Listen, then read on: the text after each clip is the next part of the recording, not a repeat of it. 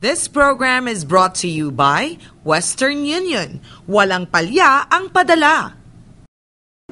Good morning mga kamarino. Good morning, Admiral. Good morning, Maricel. Ayan, isang exciting at masayang kwentuhan po ang aming hatid sa inyo ngayong araw na ito, ha?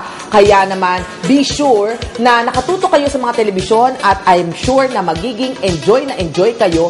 Happy morning. Di ba, Admiral? Tama. At sa ating mga viewers na laging sumusubaybay sa ating programa, magandang umaga po.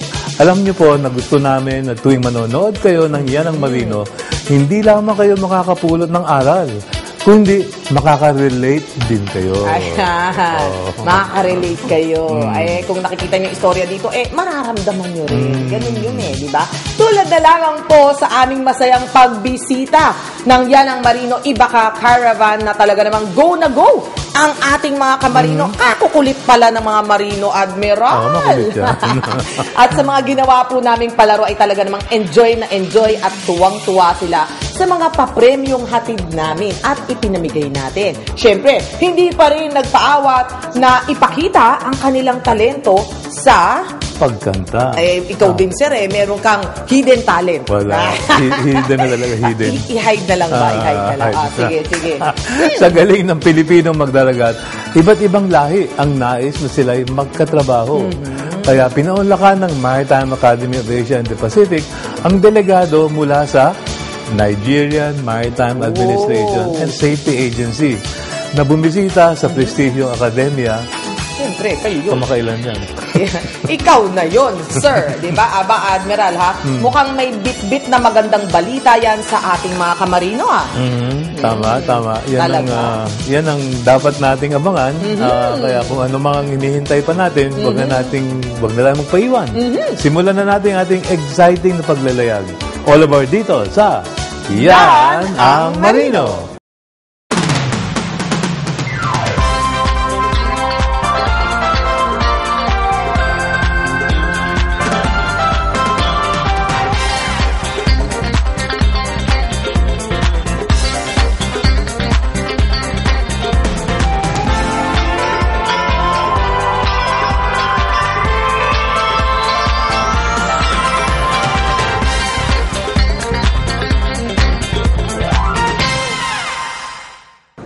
Ang Philippine Association of Manning Agencies and Ship Managers Incorporated or PAMAS na pinamumunuan ni Pedro Miguel Migs Oca ay aktibo din sa mga paggawa ng mga proyekto na di lamang makakabigay saya sa kanilang mga kasapi, kung hindi makakatulong din para maging mas matibay ang kanilang organisasyon. Halina, makisaya tayo sa kanila.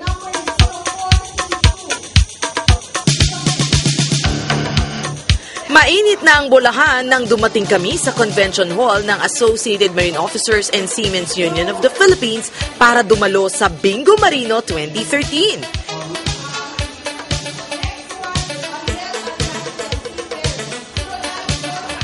Isa nga sa pinalad na manalo sa Bingo Night ay si Mark Anthony Rebusi. Tumataginting na 3,500 ang kanyang napanalunan. Wow! Maganda. Ayos feeling. Ibang experience din kasi second time ko lang mag-bingo Tapos nanalo pa. Yan, super swerte rin. Nang inusisa namin si Mark kung saan niya gagamitin ang perang napanalunan, ang sagot niya... Actually, yung half nito, bibigay ko sa mom ko kasi siya yung nag-ano ng bingo Siya nag-invite sa akin dito. So yung half nun, on the date ko siguro. Thank you sa mom ko, nag-sponsor ng tickets. Sa FAMAS, sila nag-sponsor ng bingo na to. Yan lang. Ang galing naman! Ang Bingo Marino po ay isa sa taunang proyekto ng Philippine Association of Manning Agencies and Ship Managers, Inc. or PAMAS. Ayon nga kay Mr. Tony Galvez Jr., ang Vice President ng Association na aming nakakwentuhan habang isinasagawa ang bulahan.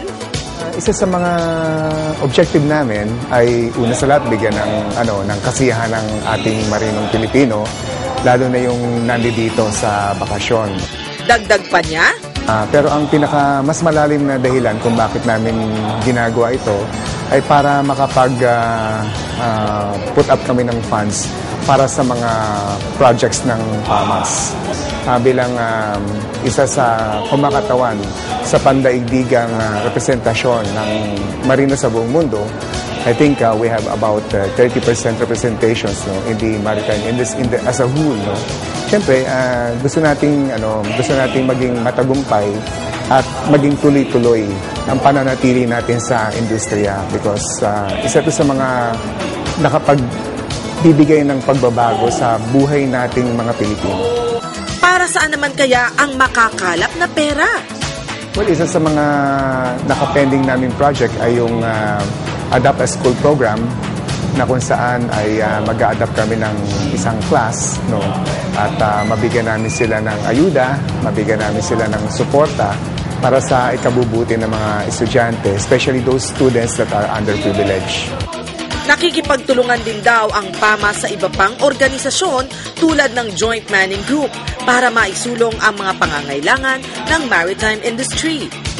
Gusto natin na maging makapasa tayo sa susunod na evaluation ng EMSA sa atin dahil nandoon nakasalalay ang buhay ng marino at doon din nakasalalay ang pinagkakakitaan ng ating bansa, lalo na pagdating sa overseas employment. Sa ngayon nga daw ay mayroong 47 members ang PAMAS. Maliit man ika niya ang kanilang bilang, hindi naman matatawaran ang kanilang dedikasyon sa pangangalaga ng karapatan ng mga Pilipinong marino. Bilang PAMAS, ang layunin talaga namin ay para sa kapakanan ng marino. And isa sa mga gusto naming gawin sa ngayon ay bigyan ng kalakasan ang tayo ng marino kasi pagka wala tayong support galing sa mga asosasyon, paano nating ipaglalaban ang mga kapakanan, ang mga adhikain ng marinong Pilipino. Sa puntong ito, naibahagi din sa amin ni Mr. Galvez na ikinatuwa niya ang pagkakaroon ng boses ng maritime industry sa Kongreso. Sabi nga niya, inaasahan natin na ang ating representante ay magbigyan ng boses ang sinisigaw ng marino. At bago matapos ang aming panayam, isang paanyaya naman para sa mga nais na sumali sa PAMAS ang kanyang binitiwan. Iniimbitahan po namin ang lahat ng manning agencies at yung mga hindi pa po miyembro ng PAMAS na supportahan niyo po kami sa pamamagitan ng inyong membership at umaasa po kami na kayo ay magiging kaisa namin sa pagsigaw namin para sa kapakanan ng ating marinong Pilipino. Yan ang Marino would like to thank Pag-ibig Fund. Sa pag-ibig, ang pinaghirapan may katuparan.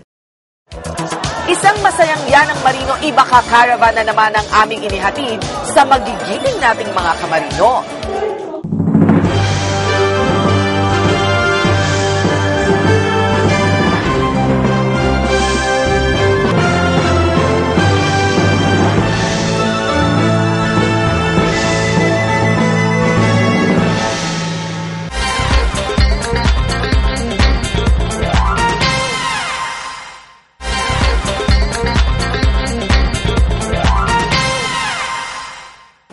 Damang-dama namin ang mainit na pagtanggap ng ating mga kamarino sa Sailors Home Annex.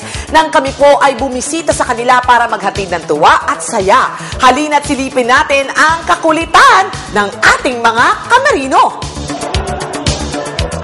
Isang masayang Yanang Marino Ibaka Caravan na naman ang aming inihatid sa magigiting nating mga kamarino.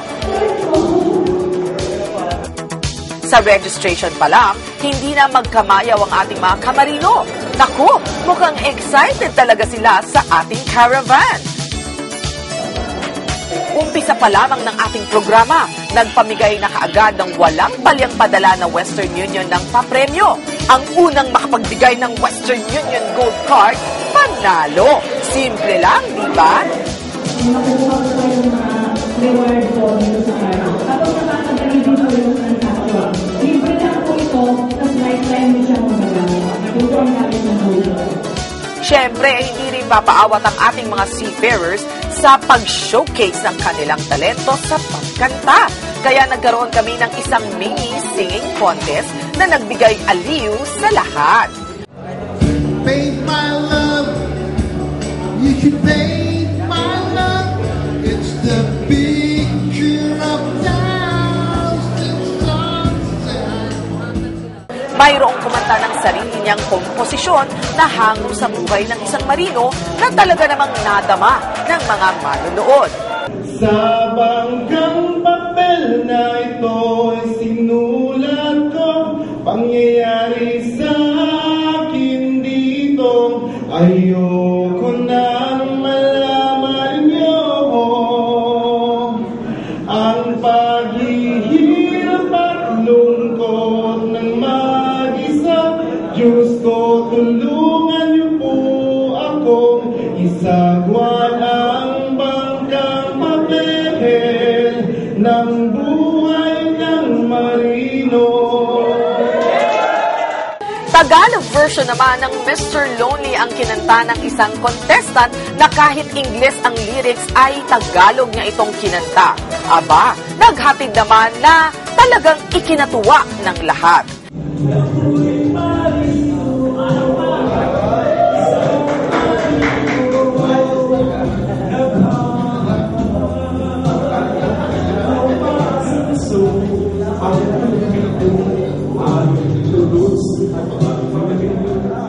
Isang kalahok naman ang nagdulot ng kakaibang takot sa aming lahat dahil sa kanta nitong awit. Abay, biro lamang po ha?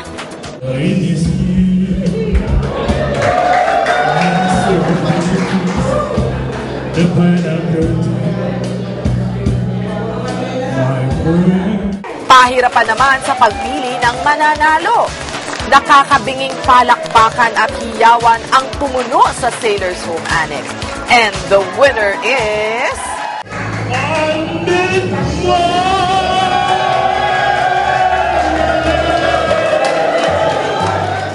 Isang all-out dance number naman ang hinandog ng isang contestant sa hiling na rin ng mga kapwa niya seafarers. Napuno ng hiyawan ng paligid dahil sa kakaibang dance number mo, kuya. Mawawala ba ang kulitan moment natin kasama ng ating mga kamarino?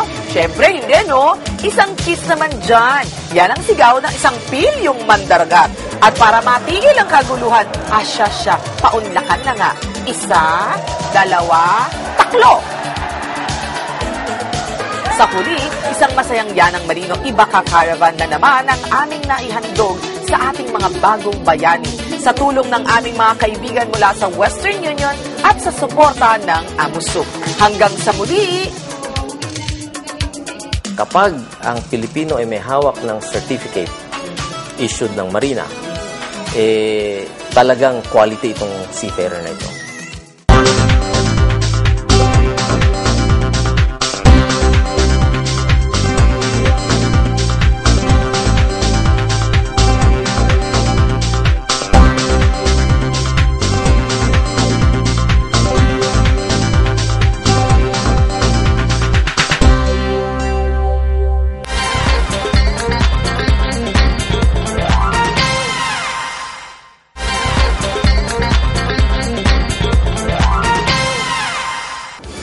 Kamakailan, nung pagtatapos ng Class 2013 ng Maritime Academy of Asia and the Pacific, nagkaroon po tayo ng pagkakataon na makakasalubong at makakasapanayam ang bagong administrator ng Maritime Industry Authority o Marina.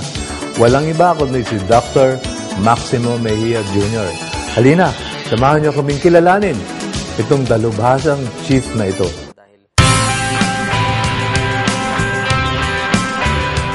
Mga kamarino, it is a great honor to have with us the newly appointed Administrator of Marina, walang iba kundi si Dr. Maximo Mejia Jr. Welcome to our show, sir. Welcome po. Thank you, Mare.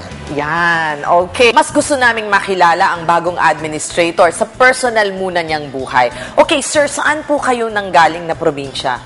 Normally, sinasabi ko, I'm from 3 places.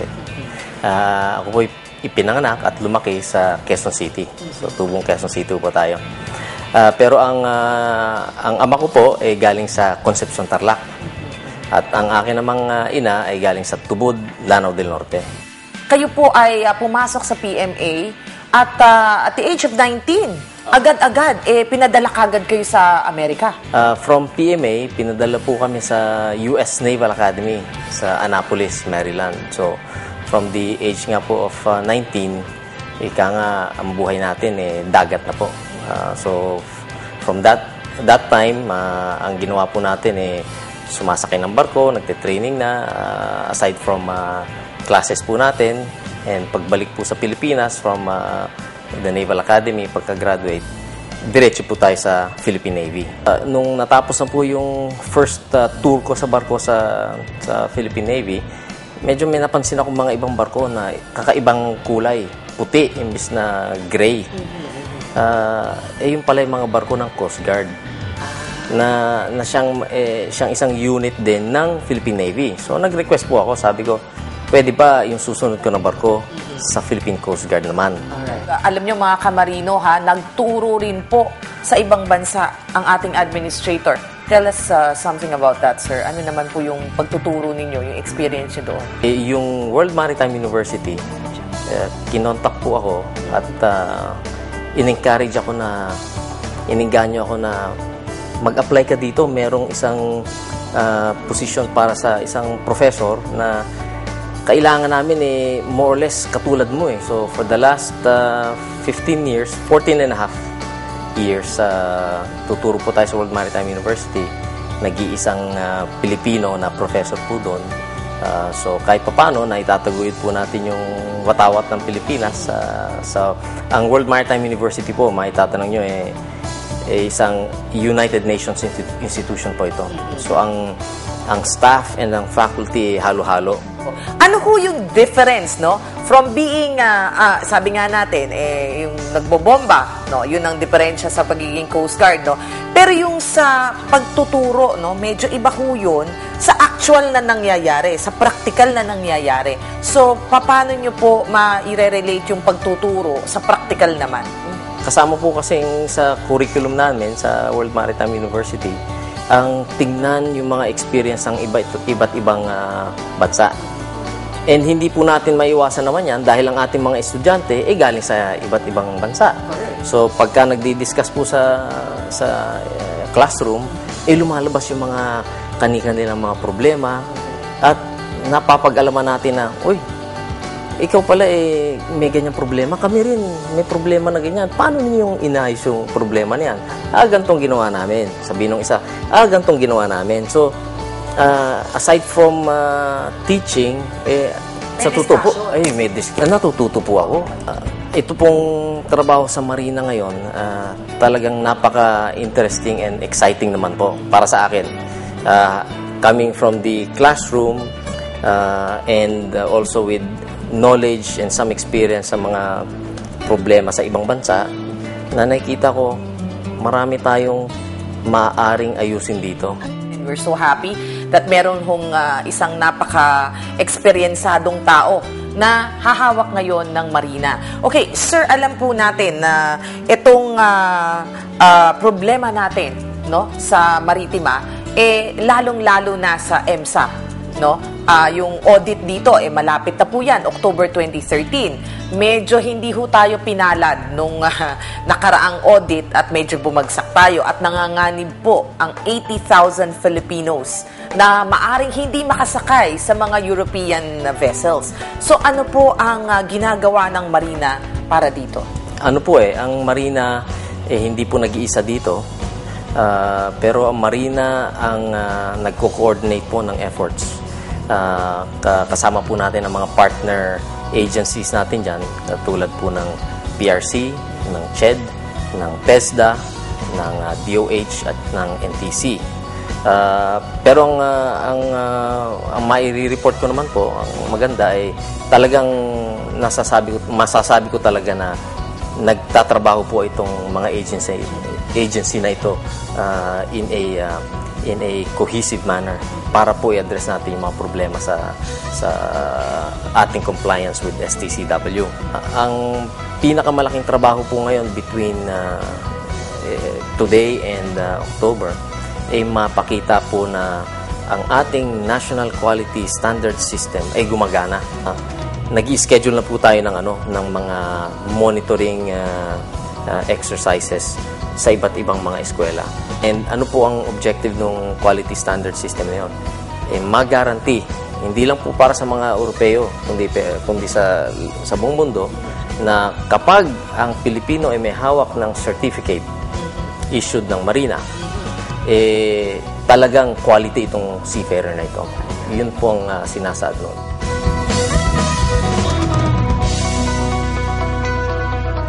Talaga namang kinikilala ng ibang bansa ang galing ng ating mga Pinoy seafarers.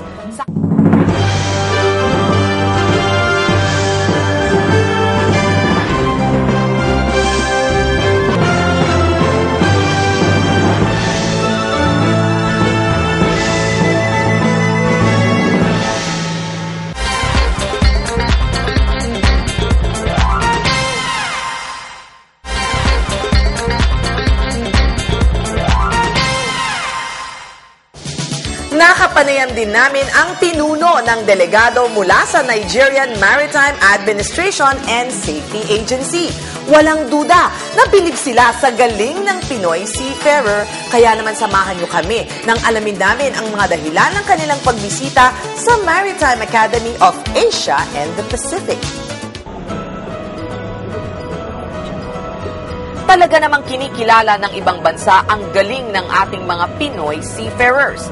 Sa katunayan nga ay dinaluhan kamakailan ng mga Nigerian delegates mula sa Nigerian Maritime Administration Safety Agency ang 11th commencement exercise ng Maritime Academy of Asia and the Pacific. Game na game din na nagpakuha ng litrato ang mga delegado sa mga bagong graduates.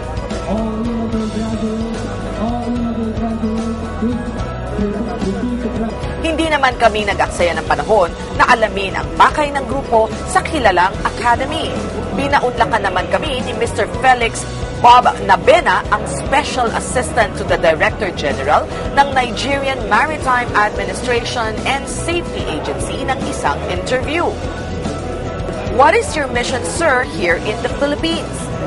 Today we have come down as a mission, a delegation from our agency to explore possibility of securing placements for some of our intended cadets who are desirous of pursuing a career in the shipping industry. What can you say about the Maritime Academy of Asia and the Pacific? Wonderful. Wonderful. The institution, everything speaks for itself. You don't really need to go too further. I mean, looking at the parade, looking at the discipline, looking at the students, the cadets themselves, look at the environment, very good for learning, one that instills the relevant standard.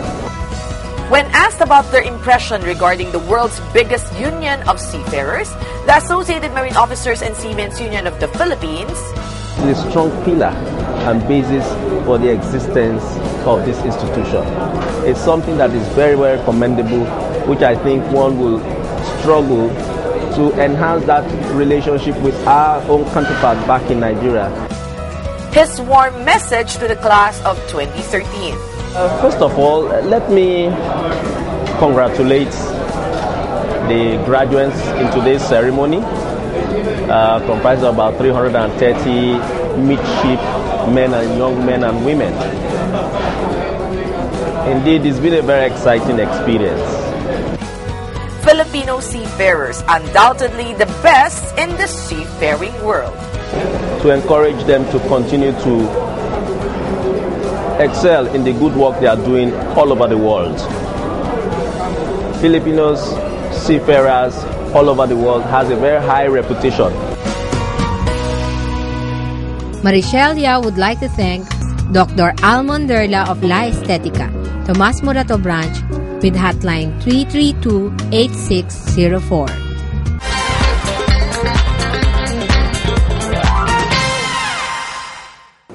According to Alan Lacane, a well-known author on personal and time management, I quote, "Time equals life. Therefore, waste your time and waste your life." Or, master your time, master your life, unquote. Marami pong salamat sa inyong pagtutok sa aming programa, mga kamarino. Ganda ng sinabi mo doon, Admiral. At sana po ay marami kayong napulot na dagdag kaalaman at sana'y nakapagdulot din po kami ng kasiyahan sa inyo. Asahan niyo po na patuloy kami magiging daan ng mga makabuluhang impormasyon. Kaya next week, mga kamarino, muli tayo magsasama-sama, 11 to 11:30, PTV4, ang telebisyon ng bayan. At syempre, para sa mga maritime updates at issues po, visit our website www.yanangmarino.com. At syempre, don't forget to like us on your Facebook and follow us on Twitter, Yanang Marino po or Mare Yao. At para sa mga kamarino nating nakasakay sa barko, basta't may internet access kayo, mapapanood nyo po ang Yanang Marino through live streaming. Just type www.ttv.ph. At alam mo, Admiral, meron tayong DVD na pinamimigay sa buong mundo. Kaya po, checkin niyo po yan dahil minsan, yung mga kamag-anak nyo, makikita nyo na lang kumakaway at bumabati sa inyo. Abangan nyo po yan, sa inyong mga barko. Have a lovely weekend, mga kamarino. See you again next week. But for now, anchors away. Sabi ko na nga ba, galing mo, Admiral. Bye! Bye-bye!